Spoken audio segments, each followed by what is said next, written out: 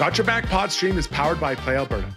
Did you know a local Play Alberta winner scored over $250,000 on Cleopatra 2?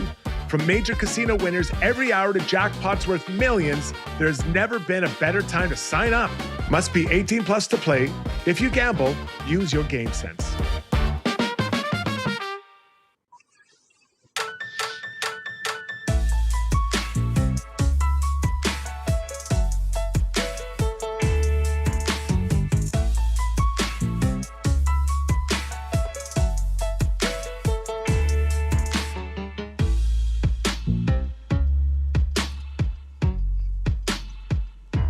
Oilers get another chance to nurse a 2-0 lead home, and this time they managed to get it done. Or I should say a 2-goal lead. Holding on against the Nashville Predators, picking up a much-needed 2 points. Not ideal, though, overall, because Leon Draisaitl exited that game. We'll get to the latest from the head coach in just a couple of minutes. Welcome to Got Your Back, folks. Looking forward to breaking this game down. Struddy is here. We've got Chris Sabunia as well, and Rob Brown will be checking in just a little bit. As always, our show is presented proudly by our title sponsor, Timberhouse Development. Struddy? And they are the leader in custom and infill development. If you're tired of cookie cutter, copy and paste designs with no soul, see the team at Timberhouse and discover how naturally inspired living can make your life better. Take all the guesswork out of your infill project and work with experienced leaders. Visit timberhouse.ca. All right. Normally, this is where we would do some banter off the top of the show, but Zuby, I'm going to just cut right to the chase. Do you have Knobloch's clip updating the situation with Leon Draisaitl? Just play that one clip if you have it, my friend. I have it, but it's merged with the other clip because it came right after. Do you want it? He first talks about the penalties. Yeah, that's fine. Okay, hang on. Okay. So there's the two of them together. No, that's okay. You know what, buddy? Go ahead and play them both, because the first question I asked him was about Trent Frederick and the reaction and the penalties taken, and then I pushed him harder for more information on Draisaitl's injury. So go ahead, play them both, Zuby. All right. I don't mind killing those. You know, you're sticking up for your team, and you know you don't want to take them too often. But if you never take those type of penalties, you probably have a pretty disconnected team. And sometimes, as painful it is if sometimes it bites you, but you know, for your team, you need some of that throughout the season. Sorry to push you a little bit, but it's Leon Draisaitl. Tried to come back. Is there any chance that this is longer term based on what early looks there are? Or do you think it's... Well, he got checked out. Didn't feel right. He went off. He got checked out. Felt like he could play on it. The medical staff looked at him, and they were comfortable with him trying it out. And he went out, and he just didn't feel quite right. So the fact that the medical staff said, you know, it doesn't seem too bad, no immediate red flags, you know, tells me that it shouldn't be a really long injury.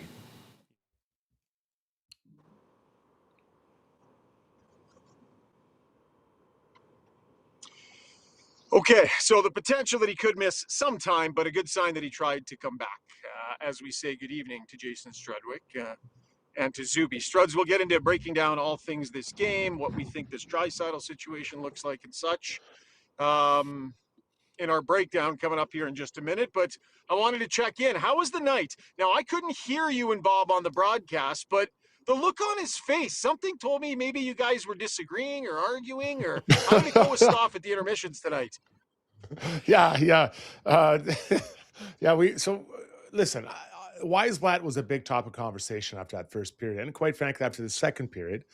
And, you know, we just, you know, Bob wanted a bit harsher response, and in that Weisblatt should be fighting.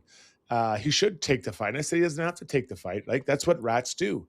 Is they don't fight, right? They get you to take penalties against them, and then they don't fight. So, listen, I get it. Everyone wants everyone to jump on Weisblatt and to fight him and turn into a brawl, but I didn't think the hit was that bad. It wasn't like it was a Ratko Gudas type hit on Austin Matthews. So, you know, you keep going, and then you get him back the way they did. You know, Wallman had a big hit on him, and then he took a couple dumb penalties. So, I understand what everyone's feeling in that moment, but it's hard. It's hard to do that. And that's what rats do. That is what rats are. They want to irritate you. He did a good job of it tonight. Now, it was interesting. I could just, there was a look he gave you. And I Oh was yeah. standing there with a couple other media guys. I said, oh, looks like Bob and Struds aren't getting along this intermission. Or so I know, I'm sure it was respectful and fun, but Bobby's always great for that stuff. Zuby, how are you doing tonight, buddy? You doing okay? Any more bathroom breaks for you? Hey, No, Mister, I need to take a quick bathroom break before we get going tonight. do you want? That's part of my routine. We have so many clips for posts that we're not going to use that I sat here. I go us have 8 clips in the board for posts. We play 3 of them, and you want me to hold it through the whole show? It's part of my. It's gotta go through all my progressions here before we get started, and like here we Struds, are.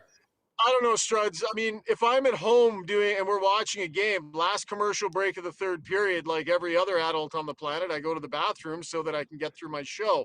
I don't leave my host sitting there waiting to go and say, I need to go take a quick bathroom break, Struddy. Is it just me or is that odd? No, I'd agree. I think he could probably, change the timing of his pee breaks, just to have as my son would say, get the juice loose before 2 minutes before the show. I guess so, fella. I'm sitting at this computer doing all the pre stuff. This is where the third. I don't even get to watch the third period on the big screen over there. I'm watching it on the little screen here because I'm doing all these things to get us ready to have a seamless outing. But yeah, no, tip it. Well, it's not like this has happened a bunch of times here and there. It's all just part of my. It's part of having kids too. Okay, we're about to go. Does anybody have to go? We're leaving. Does anybody have to go? Yes. Right. I'm going to go do that now. Yeah. We don't get to give you the gears about much, buddy. You're pretty tight on this show, so we gotta take advantage when we can. Struddy, I hear you got some bladder issues today too, buddy. You're trying to set some record for water consumed.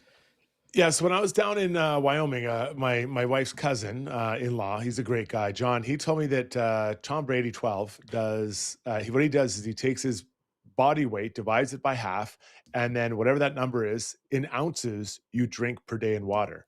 So I tell you, it was my first full day. So I'm like 225, 220, whatever. So I said 110 ounces of water, of which I realized there's 33 ounces in a liter. I don't know if anyone else knew that, not to brag. But now I know. So that's quite a few liters. That's about, almost 4 liters of water. And I took it all in before lunch. I've been peeing so much. There was a time where I literally I peed, I went to the next bathroom and peed in that bathroom while I was coaching my son today. So it feels good though. So I'll let you know this is day one. If Tom Brady does it and my wife's cousin-in-law, John, does it, I'm pretty sure that's 2 great people. I should do it the same things. I'll let you guys know in a week how I feel. I like that. I love that Shaugger said we're not going to have any banter tonight. We're going to get right to the thing. And then we got that. I'm already envisioning in my mind what some of the comments on the post-show thread will be about. Yeah. Oh, mad that we got right to the news. Yes, and then we can have true. a little bit of fun. And now we will circle back. That's the journalist in me, right? We can't bury the lead. We got to hear the coach. What's the update on Draisaitl? Then we can talk about you guys and your bathroom habits. And now, Struds, let's get to the breakdown. Brought to you by our great friends over at the Canadian Brew House. Yeah, they're on fire right now. Skip the couch and hit the Canadian Brew House. Your home for every puck drop, every goal, and every cheer. With ice cold drinks, massive screens, and the best fans in town, this hockey season, their house is your arena. All right, they would have come away happy, unlike a couple of nights ago, Struds. This is, I think, 4 of their last 5, where overall the quality of the defensive play has been pretty steady. And I think that's, I think it's big tonight that they were faced with a very similar situation and were able to dig in and just kind of get her done tonight. Oh, it's huge. And, listen, this team has been through a lot. Like they're not wondering if they can't do it. It's just, are they able to do it all the time as far as delivering on it? And, they had a 2-goal lead again. And, the goal that was scored against was really bad luck. Like, let's just call it what it is. Now, it still went in the net, so you can't dismiss it. But it was a very lucky goal by the 4th line of Nashville Predators. But for the most part tonight, the Oilers did what I talked about Friday on Struddy's World with Zuby and I, where I said, they want to just play low event hockey. You don't need to do anything super exciting. Make the other team, earn their chances, any chances they did get, and there weren't many. Ingram was very calm in the net tonight, and I really like the way they approached this game tonight. And that's what we expect from them and what we want from them. If you're an Oilers fan, and quite frankly, if they're the coach. I thought the attention to detail defensively tonight was really good. I still think some of the puck management is a little dicey, but I thought there were a lot of guys working really hard to backtrack tonight. And you know what? I thought Connor McDavid set that tone in a lot of ways, Struds. I feel like he has taken it upon himself to try and take care of his business a little better. He had 2 or 3 really strong back checks tonight, really strong defensive plays. Other guys are obviously doing it too, but I think that's a good sign when McDavid has clearly got that up high on his priority list. Yeah, and listen, he's the captain, and at times it's unfair because he is the captain of the Oilers, but he's also the best player in the world. So there's high expectations on him. But when you're a captain or leader of a team, oftentimes the way that you approach a game or approach an aspect of the game is how everyone else follows suits. They're watching you all the time, whether your teammate is 35 or he's 21. They're watching you every second and seeing what you do, and you set the tone like that. They're like, we've got to play the same way. Like our captain and the best player in the world's doing it. We've got to do it as well. So again, it's unfair, but that's the pressure and expectations that come with being the captain of an NHL team. Yeah, so they dig in and they're able to finish off tonight. We'll go through what happened in the game in just a minute here, Struds, but let's maybe dig in a little bit more on this Draisaitl thing. So, we're not going to play doctors on the show here. Clearly looks like lower body something. I thought maybe in one of the legs. But I agree with you in that it was just kind of a rat-like play. It was just he had some leverage on him, delivered a really strong hit, and we don't see Leon Draisaitl get hit like that very often because he's got such great hockey sense and is always aware. And he's so strong. He's so strong, right? So, again, just for the people at home listening, or whether it's tonight or tomorrow morning, it wasn't a dirty hit. I want to be clear with that. And anyone who's comparing this to Ratko Gudas's hit is never watched the game before. But these things happen where people get hit. He got hit, and it was kind of an awkward hit in just where the distance Leon was from the boards. So he left, came back, had a second shift right at the end of the period. And I was watching him you may have watched him the first shift. I'd watched him the second shift, and it looked like he was uncomfortable. He was going turns, trying to see how he felt. But now they got to figure out, it doesn't sound like it's terrible. If it was more serious, I don't think Knobloch would use what he kind of did in your question there. We ran earlier. But they need him, they need this guy because they don't have, like last year, a comfortable spot in the playoffs. They'll need everyone these last 14 games on deck and playing well. So in the moment, Kapanen follows Weisblatt back to the bench. Don't know if he's challenging him or exactly what's going on there, but he's getting in his grill a little bit.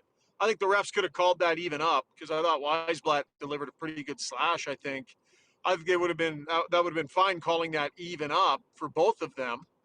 And then a little bit later on in the game, Trent Frederick goes over and kind of manhandles him, chucks him around a little bit and such. Like, Struds, I'm fine with it. Like, I think in an ideal world, Frederick, like the fact that he did something I'm good with. I don't know. This is getting a little bit into the caveman thought process, but I would say, if you're going to waste one on a guy, make it count a little more. I don't know. But I don't have a problem with the fact that he went out there thinking that. I think they basically let it go after that. Wallman got a good shot at him. But I'm fine with Weisblatt not fighting. I'm fine with the choices the Oilers made to handle their business there. You?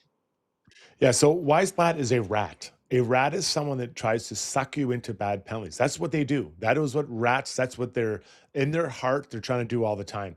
This isn't Dave Semenko or George Arak or Dave Brown that wants to beat the hell out of you after, something happens. That's not what they want. He doesn't want to fight you. He wants to fight someone who's smaller. He wants to fight, someone else to irritate them. Like a Zach Hyman. He'd love to fight Zach Hyman because he takes a good player off the ice. So you don't expect a fight from Weisbach. That's with someone who of significance, and that being Nurse or Trent Frederick or Podkolzin. What I like though, and this is specific to the guy that I've been pumping up all year, so it's a little bit biased, but I like that Trent Frederick now looks like he's just doing what he wants to do. He goes over and decides he's going to do that, and that's his gut, that's his instinct, and that's a confident decision he makes in that moment with Weisbach. He's been really good since the break, and I think that he was very physical tonight, and you could see after that first period, I thought he and Nurse really cranked up their intensity with the hits, and one specifically he had on Ryan O'Reilly in the corner was a big hit, Trent Frederick that is. So I love the response from Trent Frederick because he is playing and not second guessing himself or wondering what he should do. It's clear what he should do, and he's doing it. For sure. Another solid night here from Matt Savoie. Struds, we talked about it last show. And I know you and I were a little bit at odds about this, about which way they should go with this. Now, to be fair, Ryan Nugent-Hopkins didn't practice yesterday, didn't take morning skate today. It was a game time decision and ends up playing. Now, did that have something to do with not throwing him up on the first line after a few days off the ice? We kind of asked Knobloch about it after the game, and I think, Chris clearly liked Savoie in that spot. I was really happy that Matt Savoie got another look there rather than get a demotion again that he did not deserve. And I like what he did with that opportunity tonight, Strud. So we can kind of have that discussion about should he be there. Maybe Brownie can chime in on that a little bit later on too. But I like the fact that he was there and he looked good again.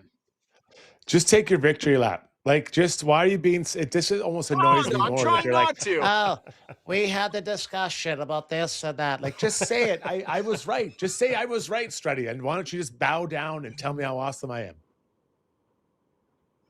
I don't handle my business that way. I try to be humble on the show when I can. I try not to come over the top. I think people who listen to this show know that's a clear-cut win for me, and I don't need to do that to you.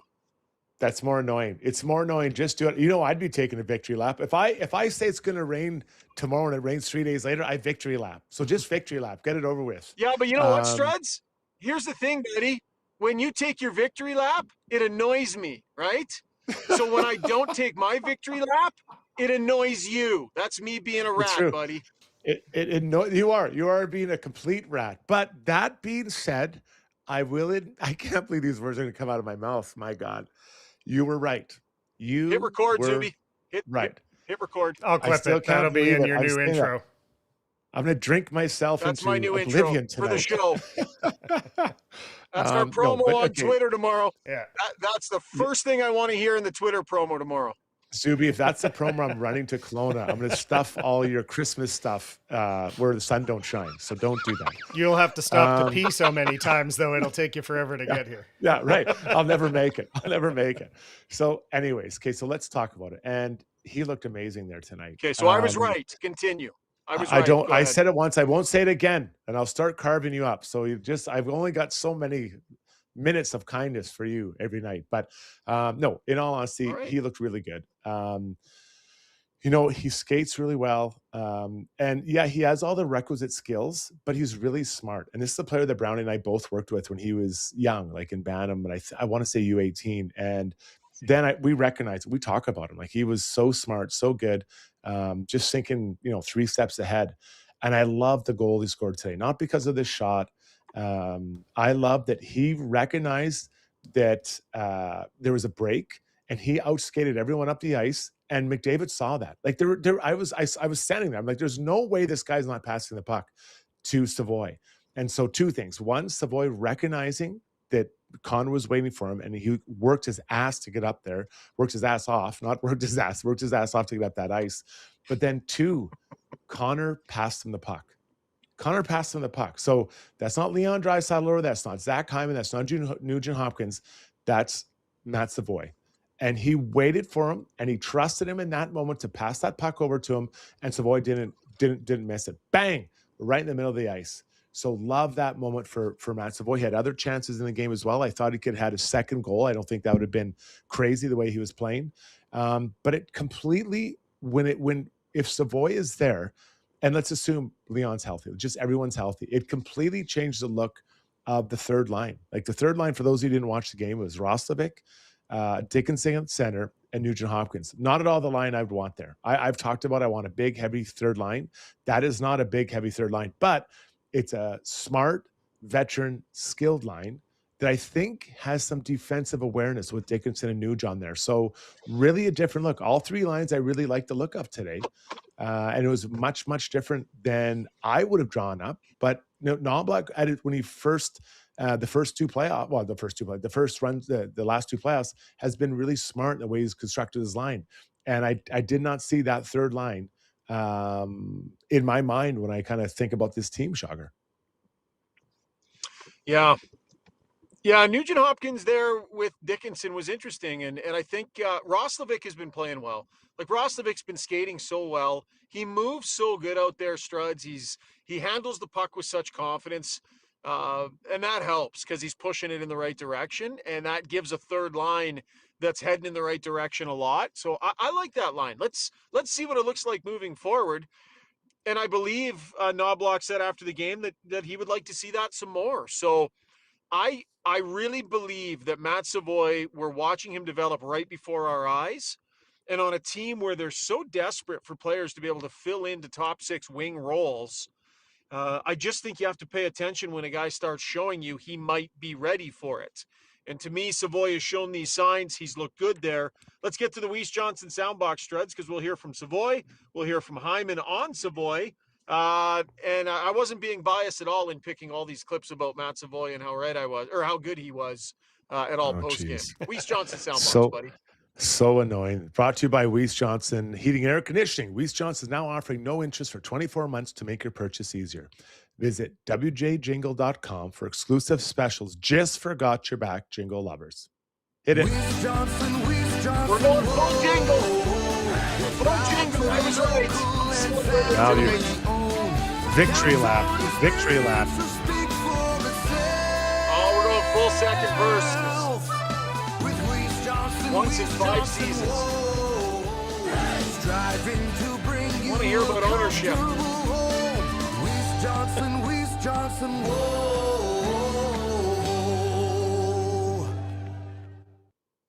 All right. I've got Zuby, Brownie's ready to come in. Stuff. Do you want me to do that during these clips, Shaugger, or do you want to get him in here so you can victory lap with these playing? No, you know what? Here, I'm home. So now that Brownie is in, let Brownie hop in. Struddy, you run the Savoie clips, and I'll head inside. You guys can bang out some other segments while I go inside. Okay, let's hit those clips and we'll bring Brownie in. Hit it. Do you want Savoie first or the other guys on Savoie? Yeah, Savoie. Yeah, okay, Savvy first. Yeah. Here's Maddie. Yeah, I think just the consistency of it. I think in the first half of the year, there were stretches where, there's a couple good games, a couple bad games, get a bunch of looks, and then, go cold for a little bit. But I feel like since the break or since, Christmas break, I feel like I've been more consistent game by game, just getting looks and playing a better, all-around game. And, you have the puck a lot when you're playing on that line. What's the value of just the number of touches you're seeing getting right now? Yeah, it just ups the confidence. I'm a player that likes playing with the puck, like having it in my hands and being able to make plays with it. So having it as much as possible is obviously a big thing for me. Okay, we got Zach Hyman on Matt Savoie. I think people forget how young he is. I think everybody expects first-round pick to come in and just light it up right away. It takes time in this league to understand how to play in the league and to grow. It took I was 24 when I came in, and it took me years to figure out how to score at a high level and how to produce. And I think he's the guy who's got an unbelievable motor. He just goes. He skates as good as anyone in the league. And he can make plays. So he's a guy who's going to play in the top six for a long time. Just a phenomenal player, and only going to get better. He's still really young. And do we have one more on Knobloch? Or no, that's it? I don't know. I have Knobloch on some other stuff. I don't think on. There it is. So let's bring in Brownie. Brownie, welcome to the show. Quick thought on Matty Savoie.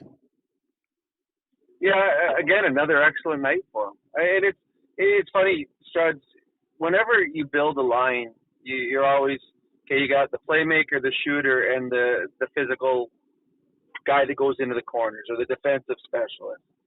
And you hope that when you put those three together that they will click. But when you build a line with a superstar, it doesn't work as simple, because you can have all the right skill sets, but if the player doesn't read the game the same way as the superstar, it's never going to work. Matty Savoie has got a high hockey IQ. He's always been an offensive player through minor hockey, through junior hockey, and in the minor pros. So he can think the game the proper way. So when he plays with a Connor or a Leon, there's not a drop-off, because he knows where he's supposed to be. He knows when to move the puck, when to hold on to it, when to get into the shooting lane. And he's got the skill set, Struds, to be able to play with them as well. So you can have the skill set, but if you don't have the hockey IQ, it's not going to work. His hockey IQ is very, very high and allows him to have success with whether it's Leon or Connor. Yeah, I mean, he and Podkolzin are great stories this year, right? I mean, they're both in their top 6 right now. Podkolzin for a 4th rounder. Ryan McLeod was the guy for Savoie, and here we are. Two top 6 players right now, which is pretty important for this group, especially on cap-friendly deals. Okay, Brown, let's get right into Relentless Player, brought to you by UCAN Youth Services. Comedy nights presented by ATS wrapped up the first 2 weeks, bringing together supporters to raise funds for youth programs in Edmonton. If you can't attend the last 3 shows this week, you can still support UCAN by purchasing 50/50 tickets, bidding in the silent auction, or entering raffles. Every contribution helps provide mentorship, employment opportunities, and support to help youth build stronger futures. Visit ucancomedy.com, and we'll be there tomorrow night having a great time. I'm going to Oilers PK tonight. I went to St. Louis Blues PK the other night. The Oilers PK tonight was playing on their toes, and I'm seeing it in my eyes, a group of players that are getting more confidence with each game. They use 6 different forwards today. Nuge just a hair, but 6 different forwards out there, including Szymanski, Kapanen, Dickinson, McDavid, like a lot of guys, Henrique, and they played on their toes, Baron. They put pressure on Nashville rather than sitting back. And I loved when we put pressure on PKs or on power plays, because it's fun that way. Sitting back, waiting to get picked apart is not any fun. Well, it's funny, on our Ched show after the game, we have the 4th star of the game. That's kind of they have the 3 stars that are selected, our 4th star of the game. And I picked the Edmonton Oilers penalty killing unit as the 4th star, the entire unit. It was a difference in the hockey game tonight. They had to kill off all 4 in more or less a 1-goal game. And you're right, the aggressiveness. Like when you watch, like Leon Draisaitl scored a goal today because Nashville did not penalty kill aggressive. Leon stood there and waited and found the right spot. You can't let great offensive players, you can't give them time and space. You do, they will win the battle. And the Edmonton Oilers penalty killing isn't giving time or space. They're forcing you to make a decision quickly. Sometimes you will get burnt, but most times you're forcing that power play to have to make the right decision and execute it perfectly. And if they don't, then you have them. So yes, penalty killing unit was relentless and fantastic tonight for the Oilers. Yeah, so fun to watch them. I love watching it, and the confidence is growing. There's a couple key blocks. Henrique and Murphy both had one, so this is important, people. The power play is great, no doubt about it, but the PK, they need this at a much heavier level than it's been in a little while here. Subi, let's get into your storyline for tonight, brought to you by Play Alberta. If you want access to odds boosts on every Oilers game all season long, Play Alberta has you covered. From major winners every hour to hundreds of popular games and jackpots worth millions, to money that stays in the province, there's never been a better time to join the fun. Download the all-in-one Play Alberta app today to find out if you're Alberta's next winner. Must be 18 plus to play. Remember to use your game sense. So, Zuby, what did you have for us tonight? Oh, man, this is my victory lap. If I can get my camera in here. Oh, wrong color. That's fine. Yeah, so tonight we had an anytime goal by Leon Draisaitl, and we had a point for Matt Savoie. And that yielded a nice little return of 4.5 to 1 with the odds boosted by play Alberta. So that was a nice little win. Hopefully a couple people picked up on that one and got in there, and a pretty efficient, as obviously Leon did not play a ton of minutes tonight. So it was efficient as well in him getting that goal early and Savoie coming through early in the second. Yeah, I listen. I thought Leon had a great start to the game. Then he got injured. I think he only played 6 shifts. I think 6 or 7 shifts. So not much action for the big man, but a nice goal, Brownie. His patience there was insane. He put it 5-hole, shot it through a D-man, shot it through a 5-hole or on the ice, whatever you want to talk about. But Leon, it sounds like this might be short term, but you know what? That's a lot better than what obviously the other part is. Where it could be a long term out. Well, a couple things. First, on the goal, you feel for the goaltender for the Predators. That puck's coming across. You've seen so many videos of Leon's one-timer. So as he's coming across, he is sliding, getting ready for the one-timer, and Leon stops it. So now the goaltender's out of position. And then the Predators, as we said, they don't pressure him. So he had time. He stood, okay, do I go backdoor pass? Do I throw it off of the stick of Hyman? Nope. The goaltender's a little off balance and just going to put it under his leg, and had time and space, and he shoots so hard it made it look easy. As for the injury tonight, when you're in the press box, you sometimes sit up there with us. When a player leaves, you'll get an alert immediately if that player is not returning. And if that happens, it's serious. Because if they can leave the ice, go into the back room, and right away, yeah, this guy's not coming back, it's very easy to see there's something bad that has happened. But you and I both know that if you're on the bench and the guy that left with the injury comes back and gives it a whirl, it means, okay, he's trying to play through it. So what it is, It's something that hurts, but it's not something that's injured. So to me, that was a good sign that he tried coming back. It doesn't mean he won't miss a game or two, but it doesn't. Someone that has a serious enough injury to miss long term does not come back to give it a whirl, because he would not be allowed to come back without the medical staff saying, yeah, you can try it out. So it is a good sign that we saw him on the bench, even for that short period of time. Yeah, they're going to need him. They got San Jose coming up. They need to steal 2 points from those guys. San Jose did lose today. The Oilers won, so that's a bit of a swing there. Then they've got Florida and then Tampa to round up this homestand, 4-game homestand. So do we have time to get your YouTube poll here? We can, yeah. Okay, well, let's do it then. We've got the YouTube poll brought to you by DeBoer's Golf Shop and Fitting Center. Man, it's coming around. I'm excited. I'm going to have a great year of golf this year. I'm just going to call my own number. They have all new 2026 equipment and their fitting carts ready to go. Beat the spring rush and get fit today in their state-of-the-art TrackMan facility with the best club fitters in Canada. Fitting is always free when you purchase your clubs at DeBoer's. Visit DeBoersGolf.com or call the shop to book your fitting. So, Zuby, I like this one today. I think not that I don't like them all, but this one I'm passionate about. All right, good. I'm excited to hear you weigh in on it then. So, that's kind of a hard, difficult thing to sort of put a time frame on. So I tried my best. It's a little bit nebulous, let's say. But here we go. The question tonight is, what are your thoughts on how long Connor McDavid and Matt Savoie should play together? And the 3 choices are at least as long as Leon is out. The second choice is at least as long as 22 stays hot. And the third choice is the new norm, 93 to the third line. So those are your 3 choices here tonight. And we'll want to revisit this with Shaugger as well, of course, because that was the big discussion between him and Brownie the other night. But you guys, quick thoughts on that? Go ahead, Brownie.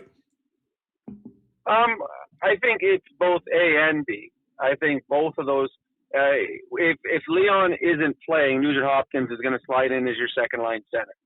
And that's easy. So that if Leon's not playing, if they play together next game and Matty has another nice game, he's going to get another shot at it. As far as, is this anoint him as the top 6 guy with Connor and Nuge as your third line center? I don't think we're there yet. I think everything will be dependent on how the Oilers play down the stretch, who they play in the first round of the playoffs, how they're all playing at that time. And the one thing that we do know is anytime you think you have the right line. This line works. The very next game or the very next shift or the very next period, those lines are changed. Yeah. So he's earned his spot. He certainly is playing very well and sees the game well with McDavid. And you just keep running him out there and hope that it continues, because the kid's playing with a ton of confidence. Yeah, he is. And I think the problem is right now the injury to 29 muddles this whole conversation, right? I think that's the hardest part. I think let's just assume Leon plays next game. I think the lines stay the same. I like the third line. I like the first line. The second line I've always liked with Kapanen and Podkolzin, and they looked really good to start this game. Those three really, really look good today. So it's hard to really know without that knowledge. But like I said, I think they could use Leon against San Jose, which I can't believe I'm saying. Considering where they were last year, guys. So we'll get to more breakdown here in a moment. Let's take a break. Shaugger's just finishing up his handful of almonds. Apparently, he's on a strict almond diet for the next 3 weeks. That's what he told me via text earlier today. So ask him about that on Twitter. We'll be right back here with Shaugger and the rest of the gang.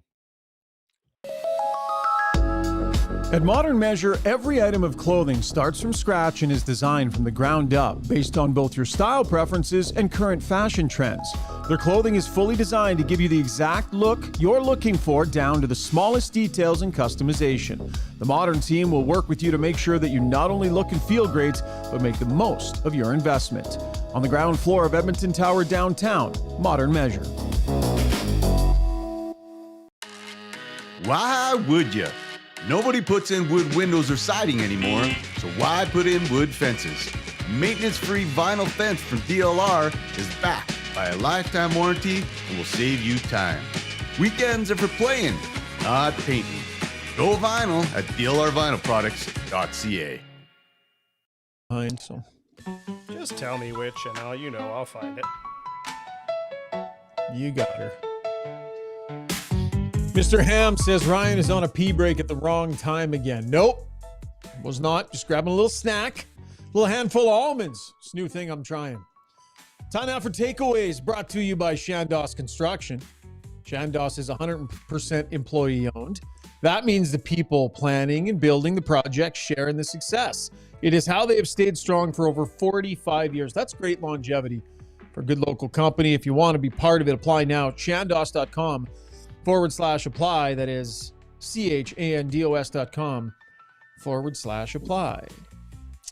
All right, everybody. Now part of the show. We got Brownie along for the ride here. Brownie, Struds and I started part of the show talking about the defensive play that the Oilers have been able to conjure up here lately. And there was the one really nasty blip on the radar. But the numbers and the people that run the analytics will tell you this has been a good, solid 8, 9, 10 game stretch where it's a significant difference in the overall quality of their defensive play. Are you seeing it as such the same? And does it feel more like playoff ready hockey? I think it does. I didn't look as far back as 8, 10 games, but if you look at the last 5 games, they've had 4 excellent defensive efforts, starting in Vegas and in Colorado, in St. Louis, and then again tonight. They had just the one off-layer, the game in Dallas, but everything else has been. I mean, this is a team. If they hold the opposition to 2 most nights, they're going to win. If they hold them to 3, I like their chances in those as well, because they don't have to score 5 or 6 or 7. They're not giving up as many grade A's. They're not giving up. You don't see the bad pinches. You don't see the horrible giveaways through their own neutral zone. They're not misreading on the back check. So yeah, I think there's the urgency and the desperation that they play with offensively. You're starting to see that more and more on the defensive side. And tonight, the Nashville Predators, other than that fluky goal they got, really didn't get a whole lot of good looks until the last 5 minutes when they pressed. Pretty solid stuff from Ingram, Struds. I'm not sure how much you guys discussed that while I was away, but we probably should get to Ingram here at some point. But what's funny is that I think it's good that we haven't talked about the goaltending, right? I think that's okay. And when I think of Connor Ingram, I want to have the same approach to him as I do with Connor Murphy, is that I don't want to talk about him. I think if we don't talk about him, that's a really good thing. And Connor Murphy, I thought a decent night tonight, as did Ingram. Ingram is it just I was texting with a goalie coach friend of mine, and he made the point. He goes, he's just where he's supposed to be, and that's it. Like he's just there. He's just there. He's in the way. The puck hits him. So I think this is important that there's more and more moments where there's no talking about the goaltending for the Edmonton Oilers. Well, Brownie? and guys, to me, part of it is the fact that the Oilers are playing more predictable. And when you say that he's just in the right spot, well, now he can just simply concentrate on being in the right spot without have to worry about, okay, it's a 2-on-0, or here comes another odd man break.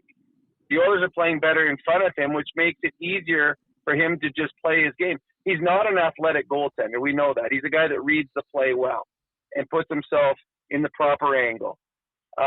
There's a couple plays down the stretch where Stamkos got a couple good shots away, and it hit the knob of his stick or hit his shoulder. He just, as you said, Struds, got in the way. So I think when the Oilers play good defensive hockey, I think Ingram is the type of goaltender that will give you just solid effort after solid effort without looking brilliant. He just looks calm. And I think that's what the Oilers need. Yeah. Nice. Well, I think part of it too, guys, if we're talking about a goalie after a game, it's either because he had a bad game or because maybe the team didn't play great and he had to have an excellent game.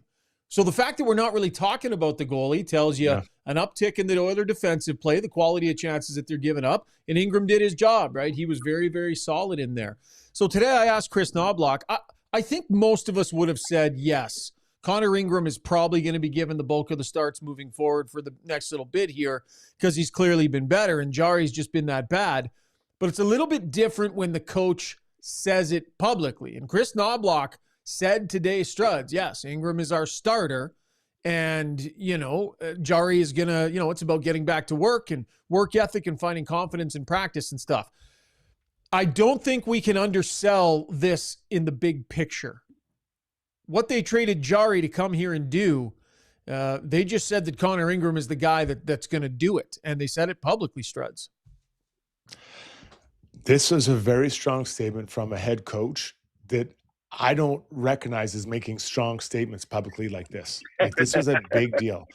When you think about past goalie situation with Skinner, he was much more soft in way the goalie is playing or what he's done for us before and those types of things. That wasn't here at all. There was not anything. So I was actually surprised that he said this. Not that I disagree with him, not that I think he's wrong. It's a strong statement from a coach that doesn't make these types of statements. So 14 games left. I do believe him when he says that Ingram will start, more than his fair share, and that the work for Jari has to go into practice. And I do think they will need Jari. I really do believe that. But Brownie, I was surprised by this statement because that isn't Knobloch's normal way of operating. Like, when's the last time you can think of a player being, publicly kind of saying, this is what we're doing with this player as of now as he struggles? Yeah, I agree 100% because by him proclaiming that about Ingram, it is a backhanded thing towards Jari. So, we've heard Knobloch many times just really say nothing. And the easiest word for he could have said, well, we're going to go with whoever gives us a better chance, and we're going to probably run with Ingram here, and then we'll see after the next game. But he didn't say it that way, and it's big because Tristan Jari is signed for the next 2 years at 5.5. Connor Ingram isn't signed. Connor Ingram might not be here next year. Tristan Jari's here for 2 more years at a really big price point. So for him to come out and say that, Tristan Jari is struggling with his confidence. How does that affect him now going into the practice? I don't know. But yeah, I'm with you, Struds.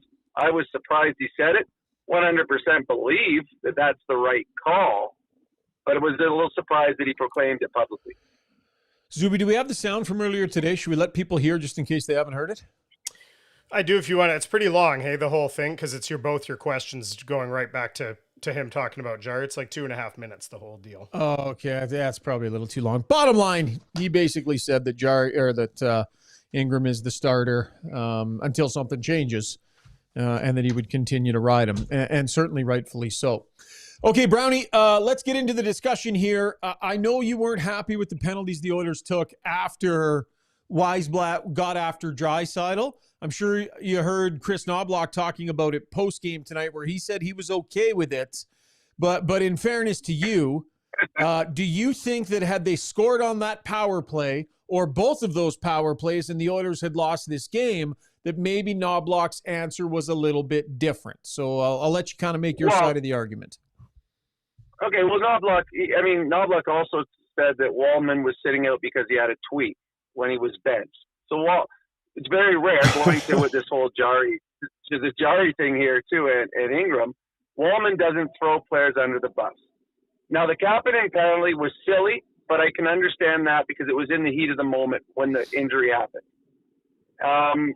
It was a clean hit by Weisblatt. Clean hit, and he just caught Leon in an awkward position. Weisblatt's a 5'10", 180-pound winger that in the first period had 3 shifts. He knocked Leon out of the game, and he drew 2 penalties.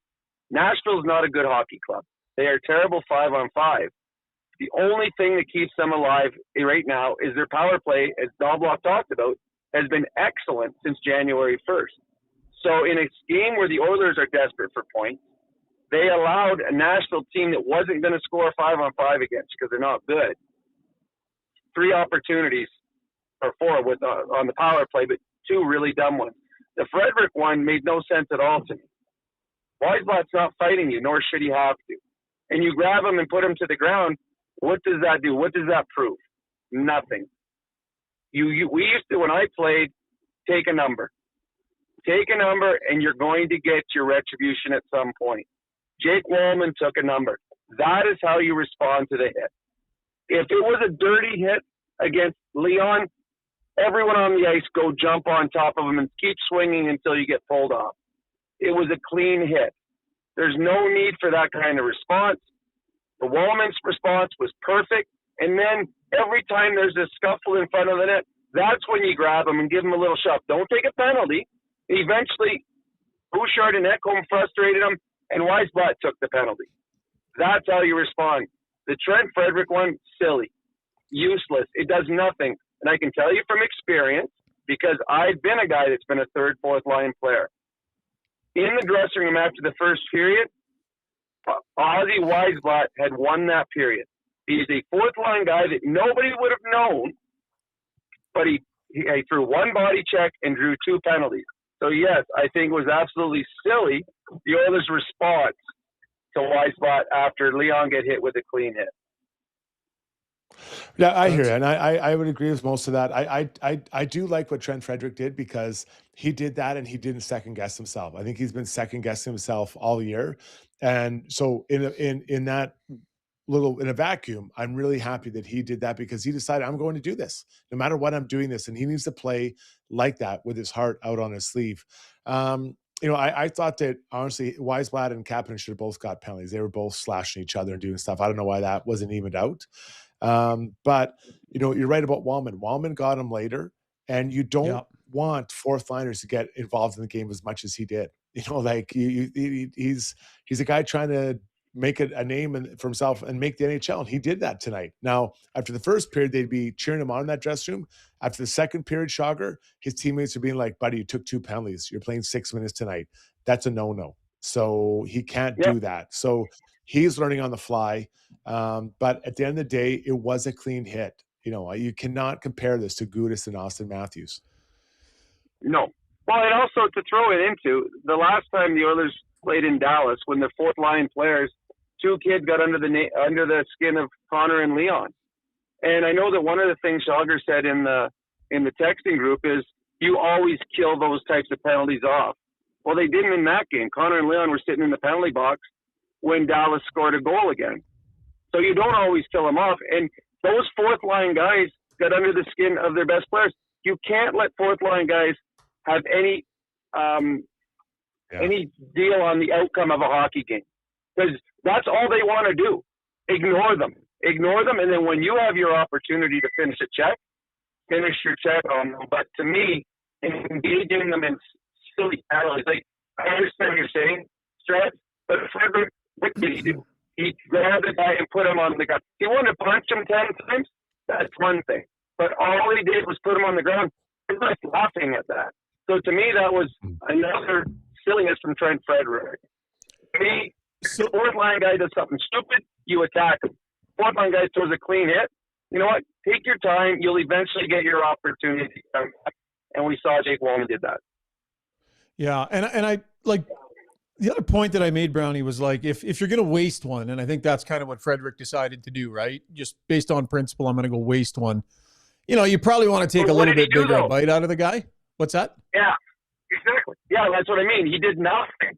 Like that and I think that's fair. If you wanted to I think that's fair. If you wanted to run at him and take a huge hit interference penalty, go for it. That there is you're sending a message. What he did, it's like, okay, you just pushed me to the ground. I'll go to the bench with a smile on my face. That's what you can't do. Yeah, and so I think there we'll have some agreement, Brownie, in that, you know, but I'm not even going to criticize Frederick, though, because I think it's tough. It's tough to kind of know in the moment the right way to handle that situation. But I agree, like, would have been more ideal, like, make your point a little stronger than that. But the one thing I will say is that the fact that he hopped over the boards with that in his head and took action, I just can't be the guy that criticizes that, because I feel like it speaks to gamesmanship. And I think that's been such an issue for this team that, and when Knobloch said tonight, if you too many times you don't, you leave those things unaddressed, like, it's not great for your group. So I think this group needs to be thinking like that. And even though he didn't execute it quite right, I'm okay with killing those penalties is the point, because that's a sign that your group is functioning in a way that I think they haven't been enough. Yeah, to me, it was dumb. It was just dumb. I mean, he did nothing other than give the Nashville Predators a 2-minute power play. That's all he did. So to me, that was not the right. That wasn't good gamesmanship. That was wrong. But he showed himself. Going over. He showed. Yeah, drilling him. Yeah, but showed what though? What did he show? He's showing that he's finding his game and he has confidence. An unconfident player doesn't do that. A confident player does it. And that's what I like about Trent Frederick, who's been really good since the break.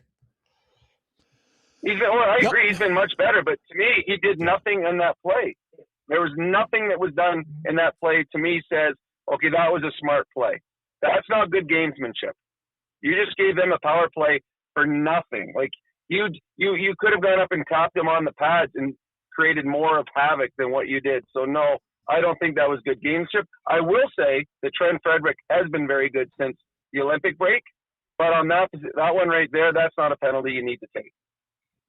All right, we'll agree to disagree on that one. Love it. I think we can all agree. Good on Vasily Podkolzin. That's a big boy he took on Struds, and Podkolzin can certainly handle himself. I know Haig isn't necessarily the toughest of the bigger guys out there, but more credit to Podkolzin, who continues to show up for his team and to play a rugged game. Yeah, most improved player this year. Like, he's just touching the game in so many different ways. And Haig's a big guy. He was giving up a lot of size. And, you could tell Haig was kind of being patient, waiting for Podkolzin to tire out. And he got switched up. I didn't realize Nago was a lefty. He looked pretty good there throwing lefts, but great fight. And that's like, Podkolzin is such an important part of this team, guys. It's, this 4th round pick they traded for Podkolzin is turning into a top 6 player who's going to play for $3 million next year. It's going to be a sick deal, because I think he'll get to 20 goals next year. I agree, but Golden's been excellent, and what you love about him is you can put him anywhere in your lineup and feel that he will contribute it. And whether it's the second line, your third line, your fourth line, penalty kill, wherever you put him. And actually, I felt bad for him tonight. He got his opportunity with Leon out playing on the power play. The execution for the one-timer, that kid made an unbelievable save on Podkolzin. That was a great shot. Like, Podkolzin was at a horrible angle, but got all of the puck and put it on net, and that guy makes an unbelievable glove save. So good on Podkolzin, who continues to impress both physically but also offensively. Okay, let's get to a break. When we come back, we will have Brownie Points and we will have Struddy's World. So looking forward to both of those. Ask Us Anything as well is coming up, so fire your questions into Zuby on the stream. He will gather those. Got a great number live with us tonight. We really appreciate you. Throw us a thumbs up in the break, and we will be right back here on Got Your Back. For over 60 years, Belvedere Golf and Country Club has delivered a high-quality membership experience to Edmonton and area. And now it's even better. Drainage and irrigation improvements in 2024 have taken course conditions to a new level. This commitment to long-term sustainability means exceptional playing conditions all season long. Belvedere's tee sheet availability is unmatched, so join now and experience golf the way it was meant to be played, on your schedule. Visit belvederegcc.com today. Choosing to buy a home is one of the biggest financial and personal decisions you'll ever make. It's a decision that requires strategic planning, market expertise, and a trusted advisor to guide the way. The team at Body Realty with Royal LePage AR team combines deep market knowledge, forward-thinking guidance, and exceptional dedication to make the process effortless and stress-free. Where every client is treated like the only client, visit BaddyRealty.com, a real estate group like no other.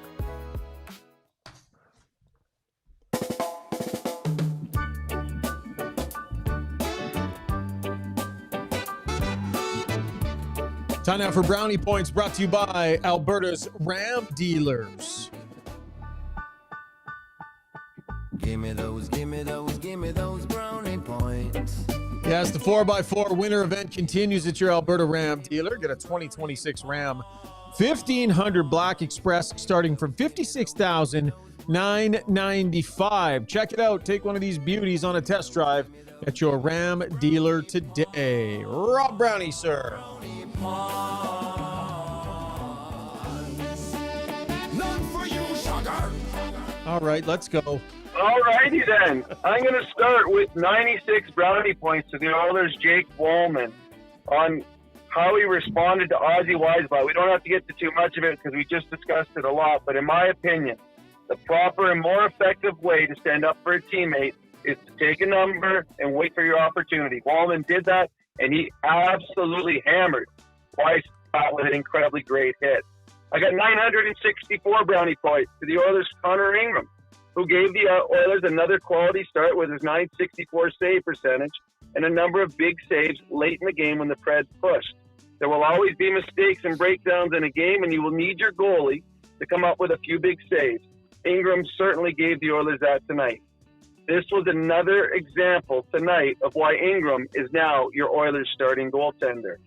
I got -89 brownie points to the Oilers, who lost their superstar tonight after taking a hard hit from the Preds' 89 Ozzy Weisblatt. There were some positive feelings when he came back and tried to play before being shut down for the final 40 minutes. So you hope it's more precautionary than serious. But watching the Oilers last 40 minutes on the power play and the lack of production outside of the first line shows you how important Leon and his health are to this team. I got 100 brownie points to the Oilers PK unit tonight. That was a perfect 4 for 4 and didn't give the Preds any life in a game that they lacked any offensive 5-on-5 use. The additions of Murphy and Dickinson, the addition of a healthy Kapanen, and solid goaltending has cleaned up one of the Oilers' biggest issues coming out of the Olympic break. Their penalty killing has been much, much better. And the final one, I'm going to give a little love and 13 brownie points to the Oilers rookie Josh Szymanski, who was elevated in the lineup tonight with the loss of Leon Draisaitl. Szymanski ended up playing almost 13 minutes, looking very comfortable playing in a checking line role with Podkolzin and Captain. I'm not sure if everyone is healthy that Szymanski starts in the playoffs, but if he continues to impress, he is at least giving the coaching staff some options for game 83. And those, my friends, are tonight's brownie points. Love it, buddy. Love it. Those are solid. 2-0 in the face-off circle as well. Just a small little sample size there, but those sorts of details definitely matter. You know what? I want to continue that discussion in core adjustments. That was actually going to be part of what core adjustments was tonight. So let's get to that. And that is brought to you by our friends over at HSE Core Services. I am just looking. I'm looking. I'm lost. There we go. HSE Core Services. If you need a safety program, they will build it. If you need it managed, they can do that too. And if you're stuck dealing with online safety registries that your clients make you sign up for, they can handle that as well. And yes, they will do core audits as well. Sign up for health and safety program management services and get your first month free. www.hsecor.com. So Szymanski, guys, he skates well. Anytime the puck gets turned over, he heads full speed back in the other direction, Struds. There's a defensive instinct there that I think it looks really good, and he's earning trust with his coaching staff, Struds. So he has a maturity to his game away from the puck that is unusual for young players. Not impossible to have, but it's unusual. Most players come up and they don't have it. I really like his game, and I've said it before. I'll say it again. I want to see more of him. Now, Brownie's probably right. When everyone's healthy, is Curtis Lazar playing or Josh Szymanski? I think that it's probably pretty clear, especially with the right shot. But I have a feeling that this guy is going to solve a problem for the Oilers on the fourth line center next year, because he'll be it. Like, that'll be his job. He'll be there because he's big. I think there's an edge to his game, and he can move around the lineup. So I really like what he's done.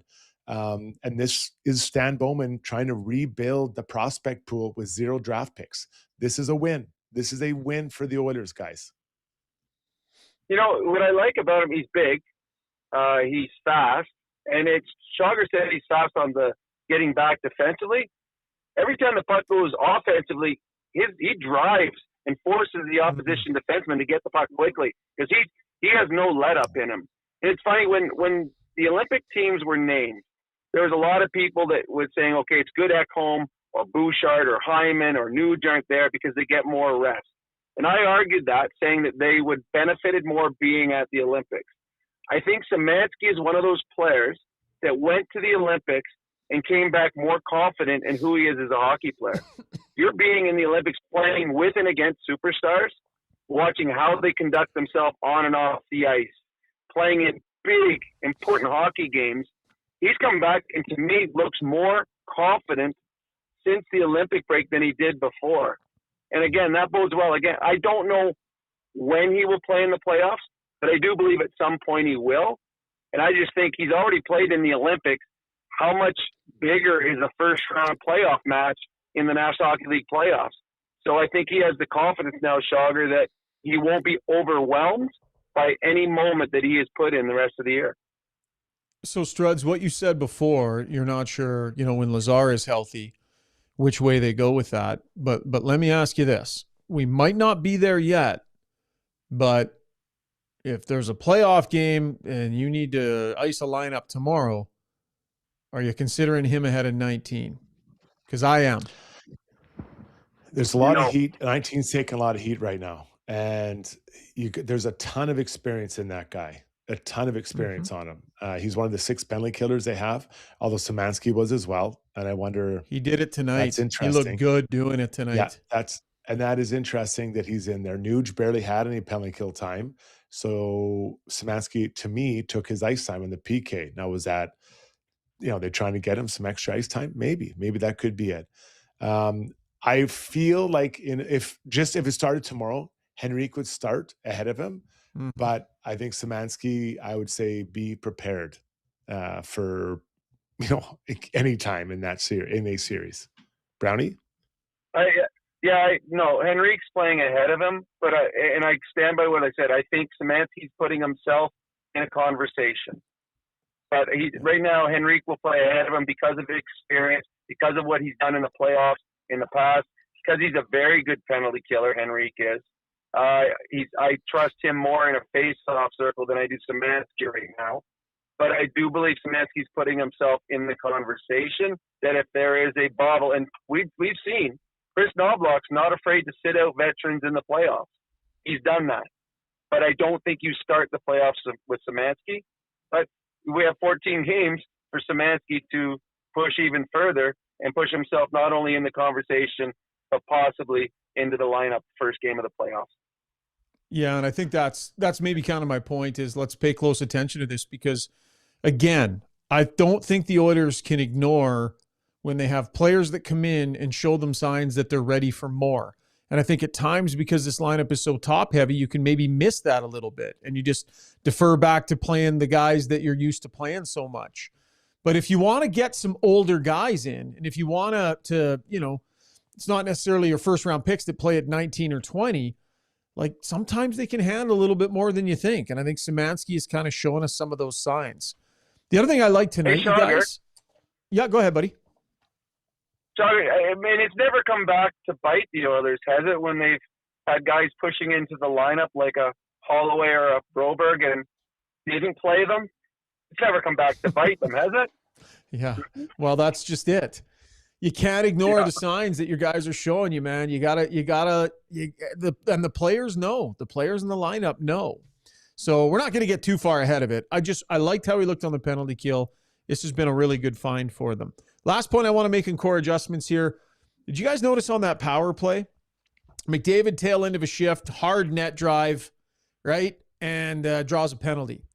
Rather than just kind of delay, have someone fake a quick skate sharpening and buy them another 20 seconds to grab some rest. No. They pulled the big guys off the ice and they started the second unit. And even though Draisaitl was on the bench fresh, now they end up going out on the ice and the top unit ends up scoring. But I like that tiny little thing. The top unit always starts whether they're tired or not. This very rarely happens. I liked it tonight. And then Brownie, another little sign a little later in the game where the top unit got pulled late in a period. They did. I agree. I was shocked when they started that power play. Like, oh my goodness, we've never seen that. And there was one later in the game where I think there was still 45 or 50 seconds left on the power play, and Knobloch whistle game. He pulled off his number one unit, and Connor McDavid did not look happy. He did not look happy skating back to the bench. But to me, this is good for the team. It's good because those players going out there, I mean, they got a jolt of confidence going out on the ice in meaningful seconds, meaningful time on the power play. And I think that bodes well for this team going forward. At times, the coach has to do its best for the team, even if it disrupts the feelings of some players on the team, right? You're doing what's best for them. And if you feel in that moment that's best for the team, that's what you do. That's what he did. And it worked. And the first unit came on the ice, rested and refreshed, and end up getting that goal. So I like that. I think that's a good sign. Okay, that was Core Adjustments brought to you by HSE Core Services. Time for Struddy to step into the spotlight and shine tonight. It is Struddy's world. When you make a mistake, heads should roll. It's not right. And I'm here. Someone has to put their foot down. Now that I say it out loud, it does sound a little crazy. Gotta look good.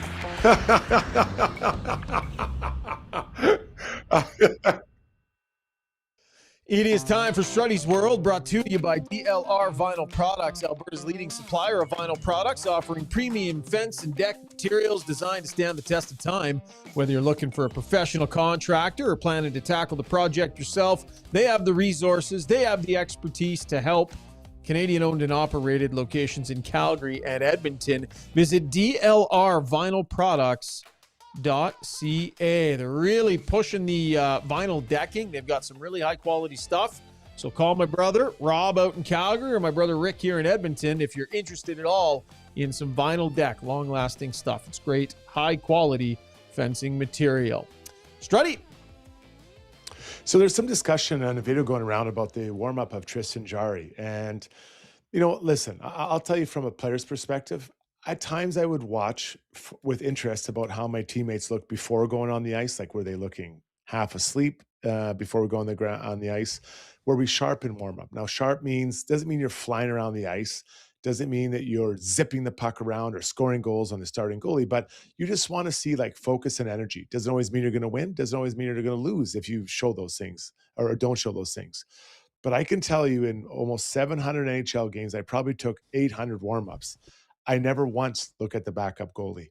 Not one time. Oh man, how's our backup goalie look? Nobody cares. Nobody cares what he looks like at all, because you know why? He's not playing. You know what? Worrying about the backup goalie is like worrying about the hot dog vendor in section 271. And does he look ready to play? Nobody cares. He doesn't affect the outcome of the game. And if your top goalie or your starting goalie is ready to go, no one cares about the backup. Now, I will say this. I was watching my backup goalie in the morning skate or at practice. How does he look? Does he look sharp? Is he working? I couldn't stand it when the backup goalie would go off the ice. As soon as practice would be blown, the backup goalie's off the ice. I'm like, where are you going? Get back out here. I got to practice my one-timers. They're going to miss the net by 3 feet. I know they're missing it. You still stand in there and take it because that's your job. I'm hitting from the family tees and you're stopping it. But I can tell you, in all my years, I never once watched my backup goalie. And quite honestly, fans, neither should you. I mean, good point on both those starts. You're right. The backup goaltender, I mean, who cares? Honestly, who cares? He could be standing at the far red line talking to the other team's backup goaltender. I mean, good on him. Who cares? He might not be in the whole night. He might not be in for 2 hours. So no, nobody looks at him. But then I do agree with you though. In the morning skate, the backup goalie better be the last person on the ice. And that's where players will get mad. If he's not the last guy off, then there will be a problem. And you will see players go at him in the dressing room if he leaves early. So yes, make sure you're working hard on your game and you're the last one off in morning skate. At the night of the game, I'm with you. It's funny. This is my 20th year doing Oiler games for Ched. I don't know if I've ever, so that's about 100 games a year, 2,000 games. I've never looked at the backup goaltender in warm-up from the press box. I'm on your side on both of those. Well, this is one of those. What's the 13th forward doing? Is the 13th forward having popcorn upstairs? Is it flavored or unflavored popcorn? Yeah. Like, Nobody cares. Nobody cares what they're doing. If you're not playing, don't worry about them. It doesn't matter. So this came up because somebody tweeted some video of Tristan Jarry in warm-up, just kind of skating around, and it wasn't really doing much, but it was such a small, tiny little sample size. And the person who tweeted it suggested that this is how he looked the entire warm-up. I didn't watch the warm-up. I'm not going to comment on any of that. I didn't see him, but you guys know you have been there, and so much to do about nothing, I would say. That was Struddy's World, and that was brought to you by DLR Vinyl Products. Well, Brownie, as we're ready to let you go for the night, I just want to let you know. So we're going to the UCAN Youth Services Comedy Night tomorrow night, and I'm looking forward to it. So help me God, Brownie, if anybody comes near you, if someone takes you out, I don't care if it's clean, I don't care if it's dirty, I will end them. I will be there for you, and I will have your back, Brownie, because you mean that much to this show. You are that important. It does not matter how it happens. Anybody messes with you, and I will be all over them, Brownie, because that's just what has to happen. Well, I will tell you what I told just about every teammate I ever had when I played. If someone is coming up and cross-checking me or punching me or two-handing me, I probably deserved it, so just let me get it. I won't. The details don't matter. Shaugger, let's be honest. Brownie's a fourth liner. We don't care if he gets knocked around. We care less about Brownie than we do about a backup goalie's warm-up. Yes, that's a good point by you. In the show lineup that is got your back, Brownie is a third line grinder. Yeah, just working hard, just trying to make a paycheck. Trying not to get set down to whatever you guys have for the minor leagues of podcast. So I will see you guys tomorrow at the Comedy Fest. Buddy. Looking forward to seeing the UCAN people. Good night, everybody. Sounds good. See you, Brownie. That is Rob Brown. I love it. That guy has an opinion, Struddy, and he just sticks to it, and he is fearless with defending his positions, buddy. Well, that makes 2 or 3 of you guys for sure. What? I'll admit when I'm wrong, won't I? Am I that guy? I'm sorry. The last word with Ryan Rishaug. That's not a headline that says to change your opinion. So, yeah. I actually made a point tonight of making sure that I gave you the last word on the first thing we talked about and Brownie the last word on this one tonight. Zuby, you must have noticed. Did they notice on the stream? I think Quaddy noticed. You had to tune him in there. I didn't. Because I think we're hard on you, Shaugger, because you're the host. You are the host. You have to wrap things up. It's not that I don't feel it's as bad as everybody. As bad as it's been, people have joked about in the past. I feel like that's diplomatic. It's just your natural host instinct to put a button on something. That's all. You know what, Zuby? That ill-timed urination break is all forgiven, my friend. Yes. It's all forgiven. I did it. Have we crunched any numbers yet tonight? Did we do that while I was running in from the truck? We didn't crunch.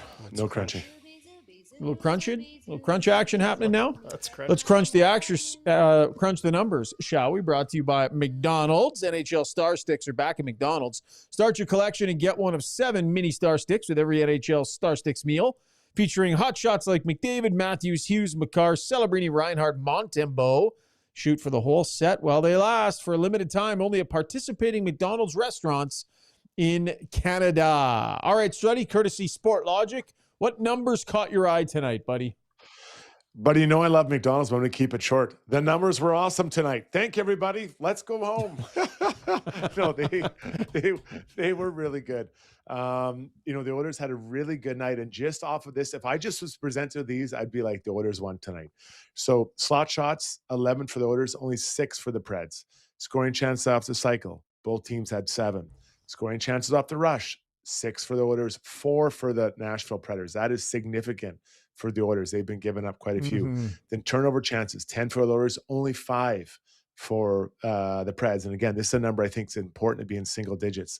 Most night when it's single digits, the Oilers win the game. So a low event game, no surprises or not many surprises for Ingram, and both the defensive play and the goaltending was good tonight because of it. Numbers looking good tonight. Struddy, nice job on this. I think you should reward yourself with a little, maybe a little chocolate shake at the drive-thru tomorrow at McDonald's. What do you think? What's your go-to when you drive through there, buddy? But it's always a chocolate shake. Like I love their milkshakes there. I honestly, and I get the large, and I always ask for 2 straws. Don't tell everyone. I'm not sure if they're supposed to or not, but I always request 2 straws. Because they're very thick. Have you ever had one? They're very thick. Oh, and they're so chocolatey. So I probably have one. Well, probably. I bet you every 2 weeks at least. It's delicious. Oh, well, treat yourself tomorrow, buddy. You did a nice job. I'm tonight. going to. Thank you. I will do that. Quick, I'll go. Yep. You got my permission. When we come back, mix it in with all your water. When we come back, we're going to take a lap around the league, see what else is going on, and ask us anything. Still have a very solid number on the live stream with us tonight, so we appreciate you if you're hanging in tonight, and look forward to taking some of your questions coming up on the other side of the break. Getting the McDonald's you love for just $5 plus tax every day? That's not just value. That's McValue. Get $5 McValue meals every day. So at Timberhouse, our guiding philosophy is naturally inspired living. We believe that through design, we can solve problems and enhance people's lives. We follow biophilic design principles in all of our builds to incorporate natural materials, natural light, to enhance all the spaces in a home. When you have your space perfectly reflect who you are and what you value, and it's made well, we think that that just leads to better living.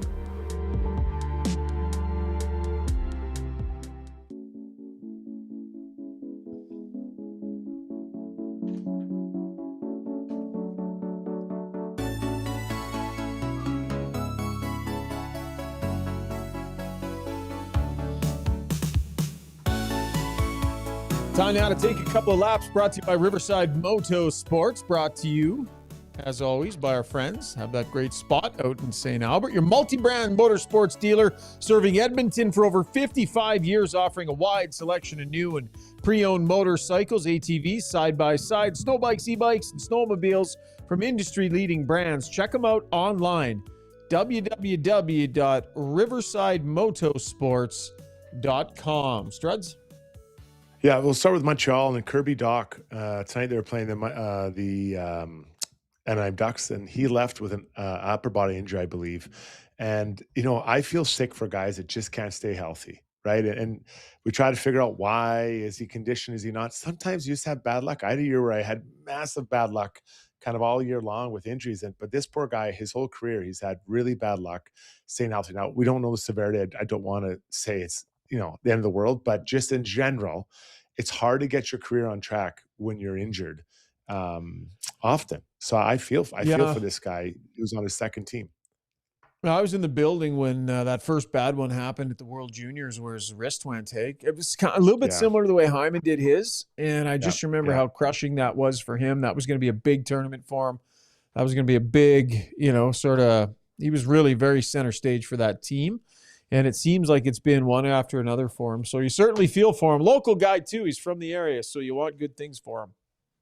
Yeah, and his brother plays for the Oilers, and he's a big body. So let's see what happens with that. I hope I'm not a fan of the halves. I'm fans of guys having careers that are successful, and it's hard to get your wheels turning when you're not healthy all the time.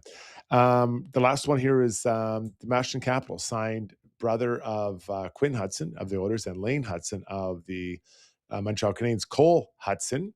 He was a 43rd overall pick in the 2024 draft. He plays for the Boston University Terriers there. He had 10 goals and 32 points in 35 games. So they signed him for a deal that starts now. So that is always significant. Those guys love to get burned sooner. That year burned. So 3-year deal, but a pretty dynamic player that joins, a team that is, I'm not sure where they are, Shaugger. Like, I don't know. With Ovi, sounds like Ovi might stop. They traded away a D-man. Maybe that's why they traded away Carlson. The D-man to Carlson to Anaheim. Thank you. Because this guy's coming, although I don't know. I guess he was pretty offensive too, Carlson. So anyways, the Washington Capitals, I'm not sure where they're going right now. I don't think they're going to the playoffs this year.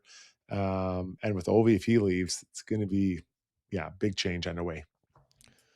Hard to rebuild until, if they're going to engage in some of that process until he's moved on. Tough to drag him through that process. Before we wrap this, Struds, did you hear about this brawl that happened in this St. John's game? Oh, I saw. So I'm just reading it on our website here. So 572 minutes in penalties in a Newfoundland junior hockey game, sweeping suspensions. Handed out suspensions to 18 players and coaches were the total of 53 games.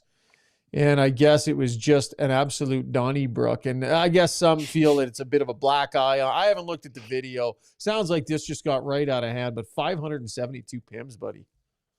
Yeah, that's a lot. And I mean, you have 3 brawls. That's fairly significant, to say the least. I think I was only ever involved in 1 brawl per game. So here we are. There'll be some probably slaps on the wrist and here and there, but it seems a little excessive for any era of hockey. Sounds like they're going to meet with league executives and just have a discussion about how out of hand that got. A little slap shot action. All right, that was Taking a Lap, brought to you by Riverside Moto Sports. Zuby, hop in here, my friend. Let's wrap up that YouTube poll. See how people are feeling about Matty Savoie.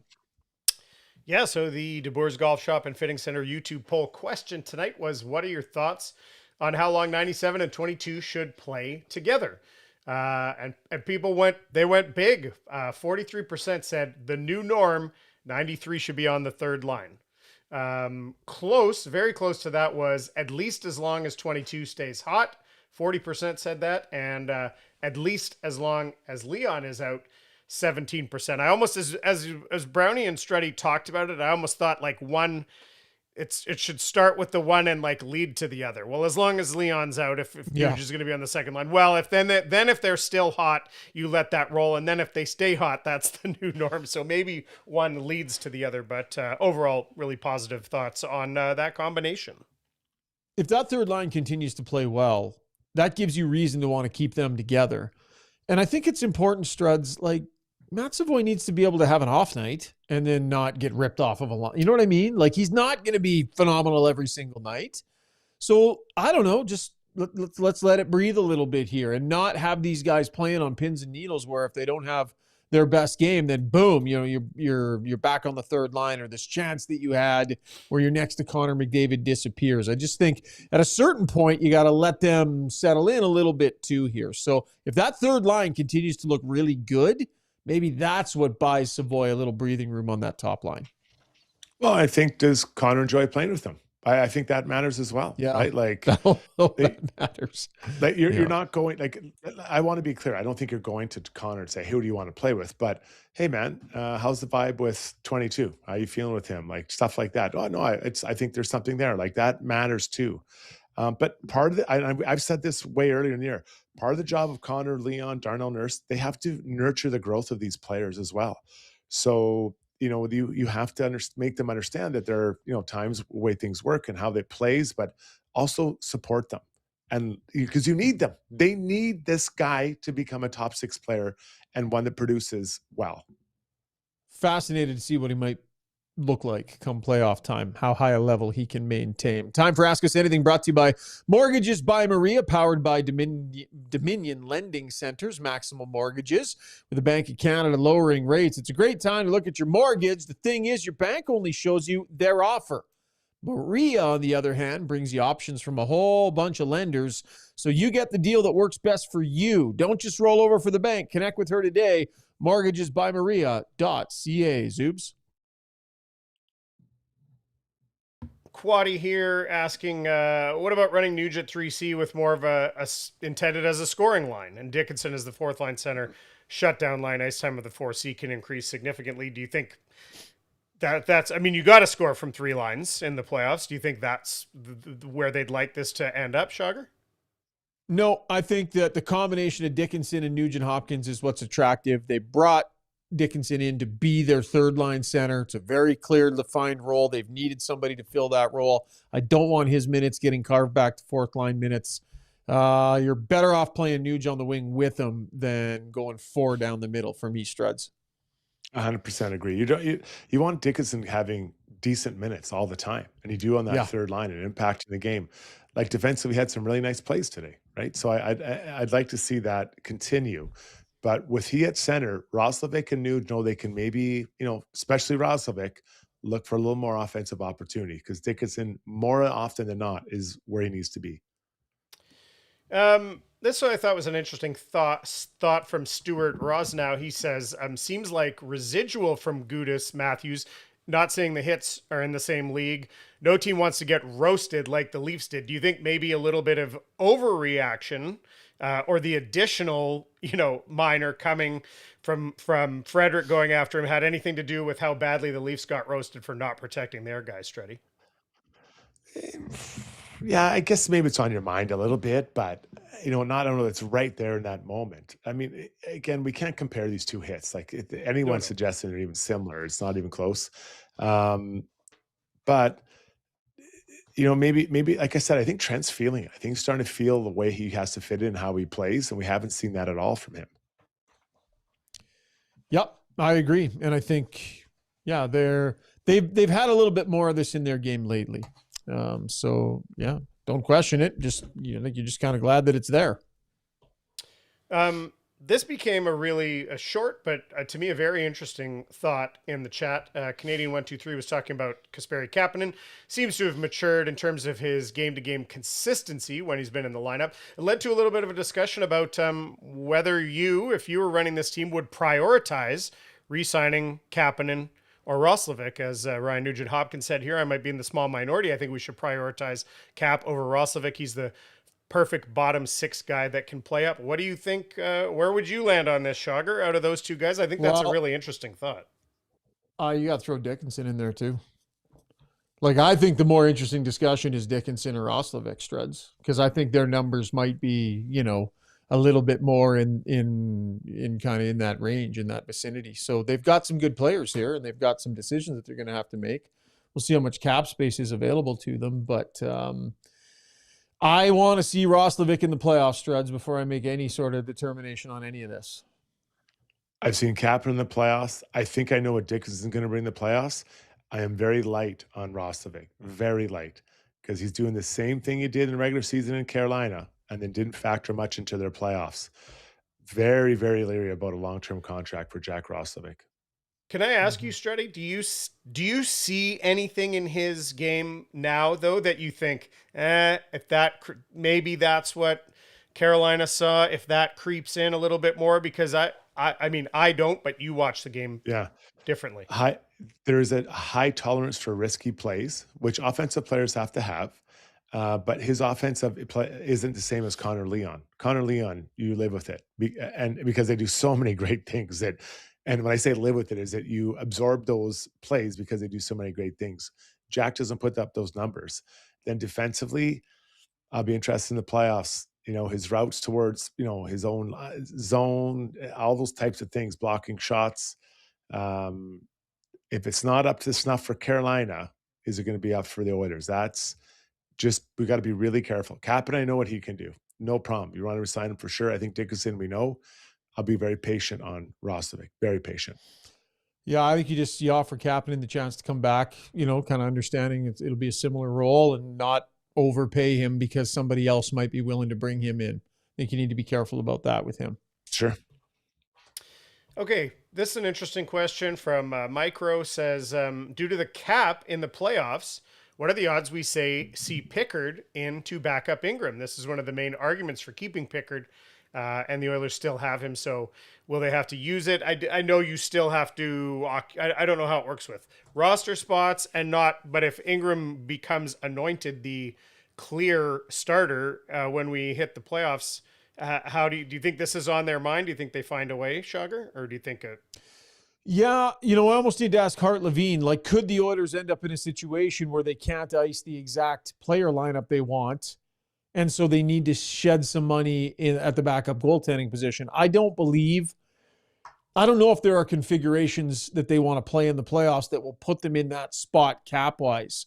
So Hart can probably better ask that question, but I think their cap is set up where they can run the lineup that they want to run and not necessarily have to worry about that. But just in terms of having Pickard around the team and with the group and such, and playoffs can, practice on the off days with some of the guys and stuff.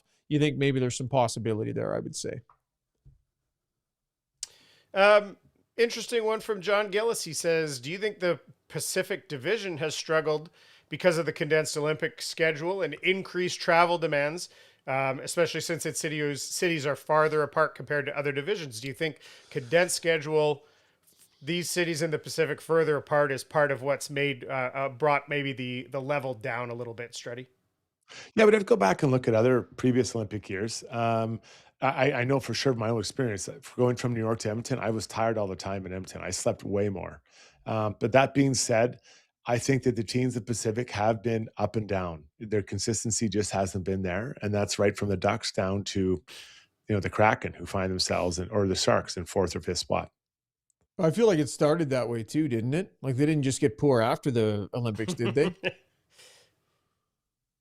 No, but I think he's saying more travel condensed throughout the year too. Over the whole season. Yeah, fair enough. It is tougher travel for sure. Quickly for you, Shaugger, Penner's Pancakes wants to know, is Lazar available for playoffs? Is that the expectation? What's your sense on that? Yeah, I recall when we were asking Knobloch about it that they did think that he would be a few weeks, but I don't think that playoffs are in jeopardy for him. Not that I recall or have heard, but someone might correct me on that, but that wasn't my impression at all. Janmark is done, not Lazar. Okay, we had a good one about, we'll go to the teammate prank one if you guys don't have an answer for this one.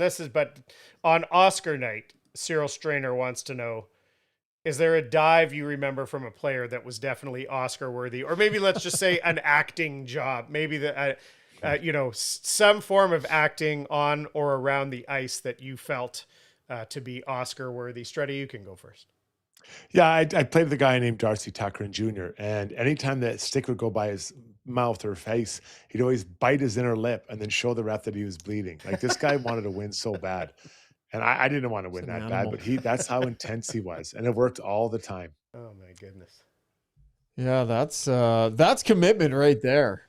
Biting into that lip. That's, I don't like the sounds of that. I don't really have anything for you on that front. Nothing that comes to mind, Zuby. Got any divers on the men's league team?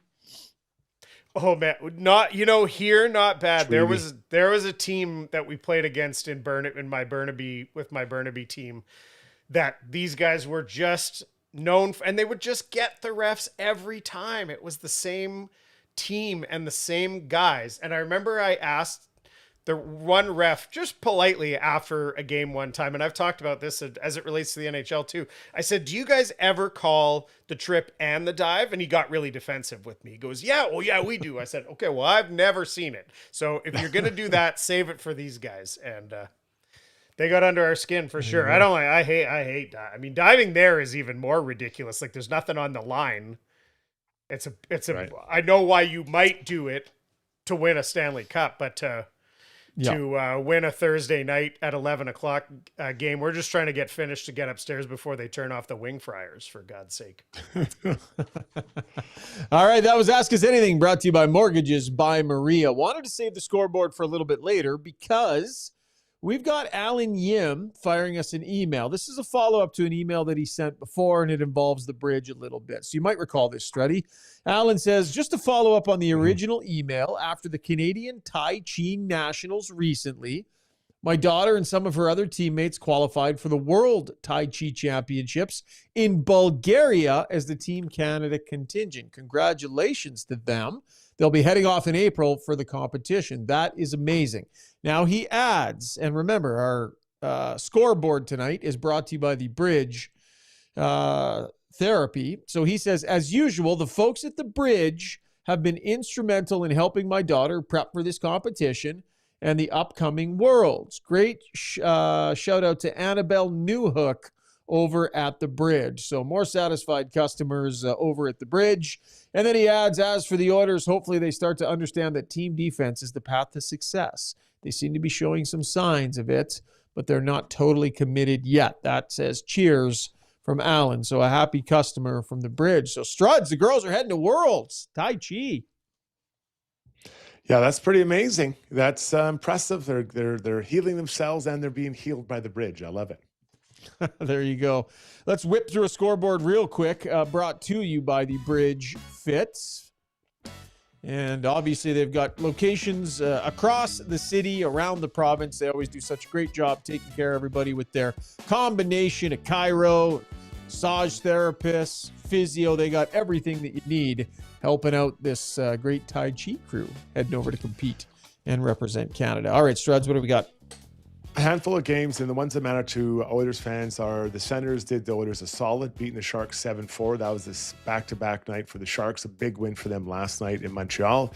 The Montreal, on their back-to-back night, lost to the Sharks, didn't help the Oilers. Tonight, they lost to the Ducks 4-3. Leo Carlson had a pair in that game, 22nd, 23rd goals of the year for him. And then our old buddy Cutter Goche, his 34th goal of the year there. And then the Kraken didn't do us any favors either. If you're an Oilers fan, the Kraken beat the Panthers 6-2 in this game, and the Panthers will be here on Thursday. So two people the Oilers are fighting for a playoff spot or competing with, the Ducks and the Kraken, pick up 2 points as well. Sharks don't. Good news in that point. Oh boy, she's tight, Struddy. This, I mean, Really 2 tight. points from the division lead, but at the same time, Utah, excuse me, just sitting a point back. Seattle is 4 points back, but the Oilers have 2 more games that they have played. So I asked Connor McDavid today about, how do you feel your game is ramping up for the playoffs? And, you seeing the right signs and stuff. And he looked at me and was like, man, we can make the playoffs. Like, we shouldn't be thinking about anything other than just trying to make the playoffs, let alone ramping up the game like it's some sort of guarantee.